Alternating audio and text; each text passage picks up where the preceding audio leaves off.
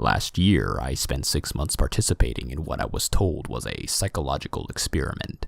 I found an ad in my local paper looking for imaginative people looking to make good money, and since it was the only ad that week that I was remotely qualified for, I gave them a call and we arranged an interview. They told me that I would have to stay in a room alone with sensors attached to my head to read my brain activity, and while I was there I would visualize a double of myself. They called it my TULPA. It seemed easy enough, and I agreed to do it as soon as they told me how much I would be paid, and the next day I began. They brought me to a simple room and gave me a bed, then attached sensors to my head and hooked them into a little black box on the table side. They talked me through the process of visualizing my double again, and explained that if I got bored or restless, instead of moving around, I should visualize my double moving around, or try to interact with him, and so on. The idea was to keep him with me the entire time I was in the room. I had fun with it for the first few days. It was more controlled than any sort of daydreaming I'd done before. I'd imagine my double for a few minutes, then grow distracted. But by the 4th day, I could manage to keep him present for the entire 6 hours. They told me I was doing very well. The second week, they gave me a different room with wall-mounted speakers.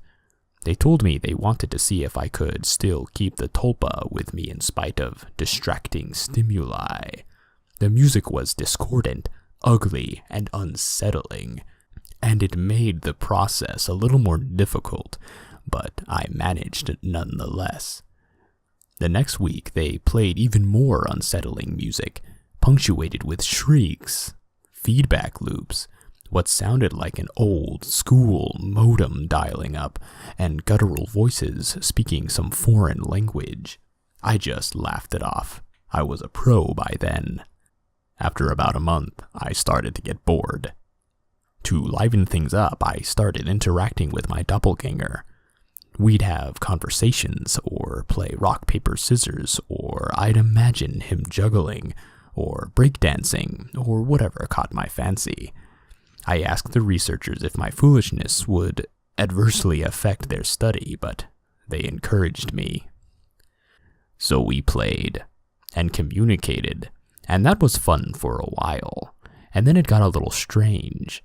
I was telling him about my first date one day, and he corrected me. I'd said my date was wearing a yellow top, and he told me it was a green one. I thought about it for a second, and realized he was right. It creeped me out, and after my shift that day, I talked to the researchers about it. You're using the thought form to access your subconscious, they explained. You knew on some level that you were wrong, and you subconsciously corrected yourself. What had been creepy was suddenly cool. I was talking to my subconscious. It took some practice, but I found that I could question my TULPA and access all sorts of memories. I could make it quote whole pages of books I'd read once, years before, or things I was taught and immediately forgot in high school. It was awesome. That was around the time I started calling up my double outside of the research center. Not often at first, but I was used to imagining him by now that it almost seemed odd to not see him. So whenever I was bored, I'd visualize my double. Eventually, I started doing it almost all the time. It was amusing to take him along like an invisible friend. I imagined him when I was hanging out with friends or visiting my mom. I even brought him along on a date once. I didn't need to speak aloud to him, so I was able to carry out conversations with him and no one was the wiser. I know that sounds strange, but it was fun. Not only was he a walking repository of everything I knew and everything I had forgotten, he also seemed more in touch with me than I did at times. He had an uncanny grasp of the minutiae of body language that I didn't even realize I was picking up on. For example, I'd thought the date I brought him along on was going badly, but he pointed out how she was laughing a little too hard at my jokes and leaning in towards me as I spoke, and a bunch of other subtle clues I wasn't consciously picking up on. I listened, and let's just say that date went very well. By the time I'd been at the research center for 4 months, he was with me constantly. The researchers approached me one day after my shift and asked me if I'd stopped visualizing him. I denied it, and they seemed pleased. I silently asked my double if he knew what prompted that, but he just shrugged it off. So did I. I withdrew a little from the world at that point. I was having trouble relating to people. It seemed to me that they were so confused and unsure of themselves, while I had a manifestation of myself to confer with. It made socializing awkward. Nobody else seemed aware of the reasons behind their actions, why some things made them mad and others made them laugh. They didn't know what moved them, but I did, or at least I could ask myself and get an answer. A friend confronted me one evening. He pounded at the door until I answered it, and came in fuming and swearing up a storm. "You haven't answered when I called you in fucking weeks, you dick," he yelled. "What's your fucking problem?" I was about to apologize to him, and probably would have offered to hit the bars with him that night, but my tulpa grew suddenly furious. "Hit him," it said. And before I knew what I was doing, I had. I heard his nose break. He fell to the floor and came up swinging, and we beat each other up and down my apartment. I was more furious than I have ever been, and I was not merciful. I knocked him to the ground and gave him 2 savage kicks to the ribs, and that was when he fled, hunched over and sobbing. The police were by a few minutes later, but I told them that he had been the instigator, and since he wasn't around to refute me, they let me off with a warning. My tulpa was grinning the entire time. We spent the night crowing about my victory and sneering over how badly I'd beaten my friend. It wasn't until the next morning, when I was checking out my black eye and cut lip in the mirror, that I remembered what had set me off. My double was the one who'd grown furious, not me. I'd been feeling guilty and a little ashamed, but he'd goaded me into a vicious fight with a concerned friend. He was present, of course, and knew my thoughts. "You don't need him anymore. You don't need anyone else," he told me, and I felt my skin crawl. I explained all this to the researchers who employed me, but they just laughed it off. "You can't be scared of something that you're imagining," one told me. My double stood beside him and nodded his head, then smirked at me. I tried to take their words to heart, but over the next few days I found myself growing more and more anxious around my tulpa, and it seemed that he was changing. He looked taller and more menacing. His eyes twinkled with mischief, and I saw malice in his constant smile. No job was worth losing my mind over, I decided. If he was out of control, I'd put him down. I was so used to him at that point that visualizing him was an automatic process, so I started trying to not visualize him. It took a few days, but it started to work somewhat. I could get rid of him for hours at a time, but every time he came back, he seemed worse. His skin seemed ashen, his teeth more pointed. He hissed and gibbered and threatened and swore. The discordant music I'd been listening to for months seemed to accompany him everywhere. Even when I was at home, I'd relax and slip up, no longer concentrating on not seeing him, and there he'd be. And that howling noise with him. I was still visiting the research center and spending my 6 hours there. I need the money, and I thought they weren't aware that I was now actively not visualizing my tulpa. I was wrong. After my shift one day, about 5.5 months in, 2 impressively men grabbed and restrained me, and someone in a lab coat jabbed a hypodermic needle into me. I woke up from my stupor back in the room, strapped into the bed, music blaring, with my doppelganger standing over me, cackling. He hardly looked human anymore. His features were twisted, his eyes were sunken in their sockets and filmed over like a corpse's.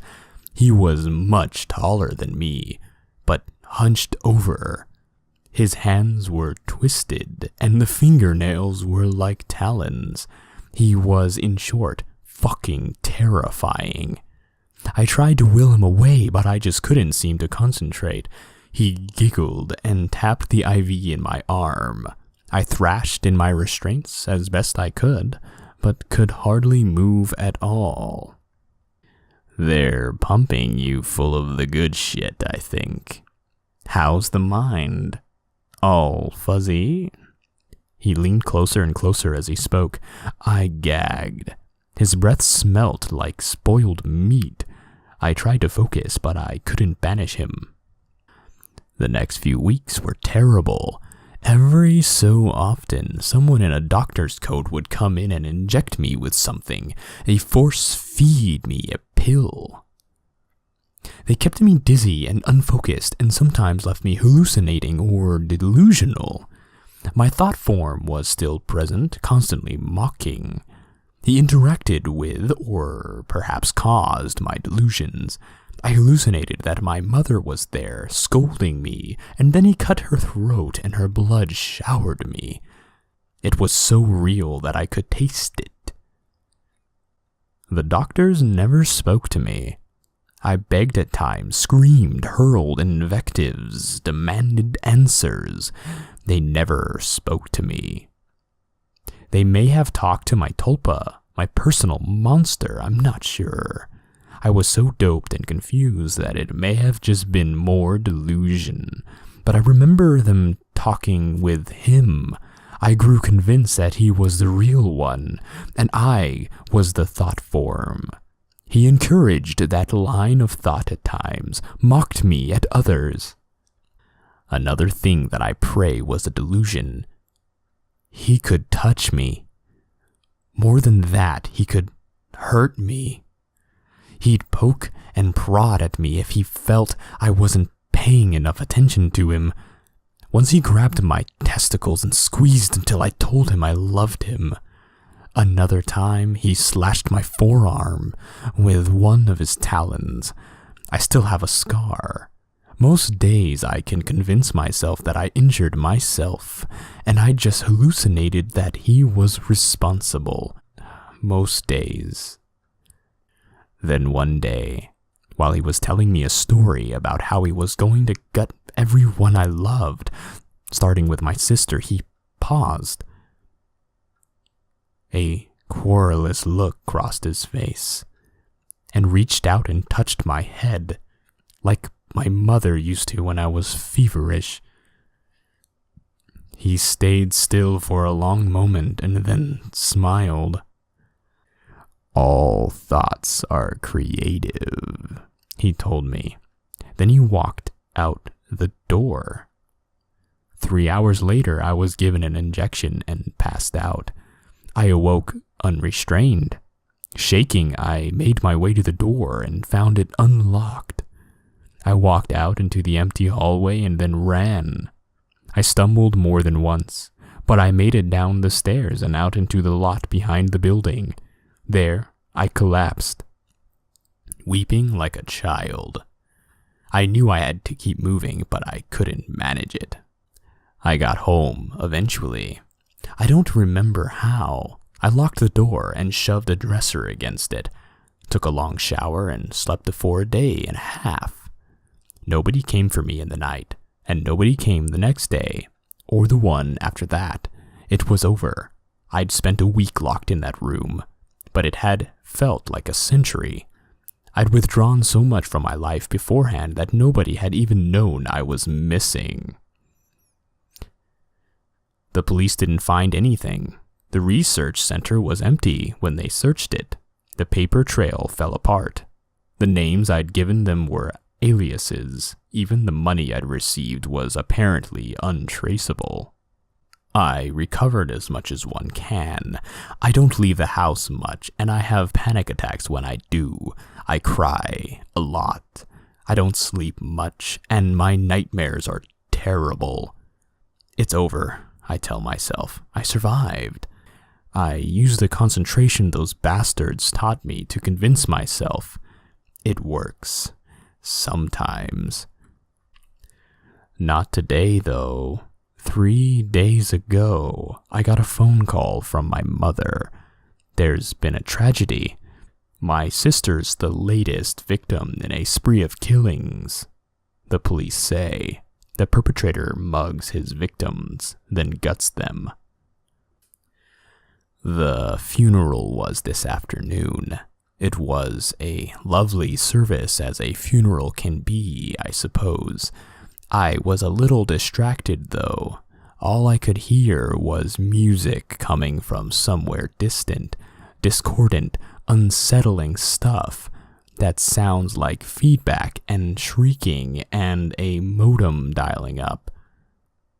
I hear it still. A little louder now.